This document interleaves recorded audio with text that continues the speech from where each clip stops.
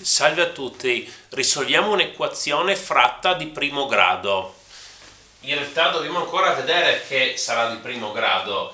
Comunque, risolviamo.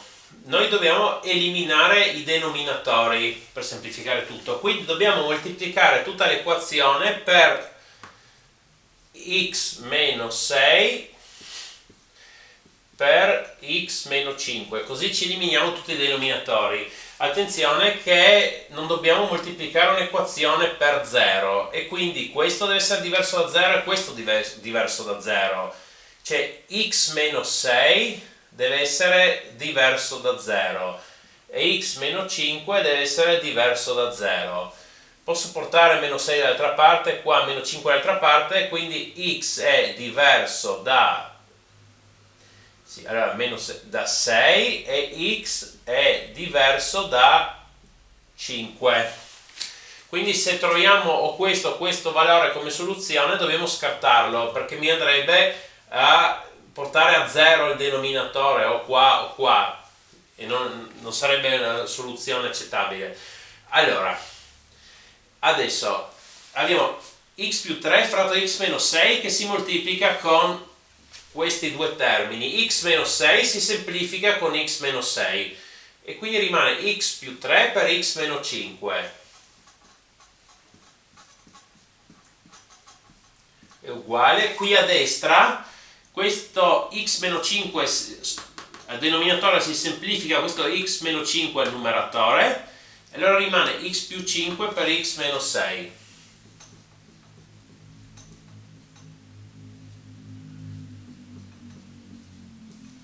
Adesso facciamo le moltiplicazioni. X per x, x al quadrato, x per meno 5, meno 5x, 3 per x, 3x, 3 per meno 5, meno 15. Anche a destra, x per x è x al quadrato, x per meno 6 è meno 6x, 5 per x è 5x, 5 per meno 6 è meno 30. Allora, noi vediamo che abbiamo x al quadrato e x al quadrato. Potremmo pensare di portare questo x al quadrato dall'altro lato, diventerebbe meno x al quadrato. X al quadrato meno x al quadrato è 0. Questi si vanno a semplificare. Se abbiamo due termini uguali ad entrambi i membri, questi vanno via. Allora, adesso mettiamo a sinistra tutti i termini con la x. Meno 5x più 3x. Questo e questo vanno entrambi dall'altra parte, quindi cambiano di segno. Più 6x meno 5x è uguale. Qui a destra abbiamo meno 30. Questo meno 15 passa dall'altra parte, diventa più 15. Allora adesso qui con x meno 5 fa meno 10. 3 più 6 fa 9. 9 meno 10 fa meno 1. Meno 1x, ovvero meno x. Meno 30 più 15 fa meno 15. Quindi abbiamo ottenuto meno x.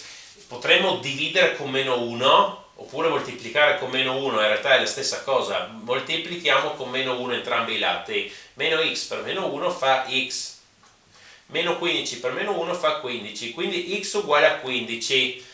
15 non è né 6 né 5 che avremmo dovuto scartare, quindi ci va bene come soluzione. Per favore mettete un mi piace e iscrivetevi, grazie.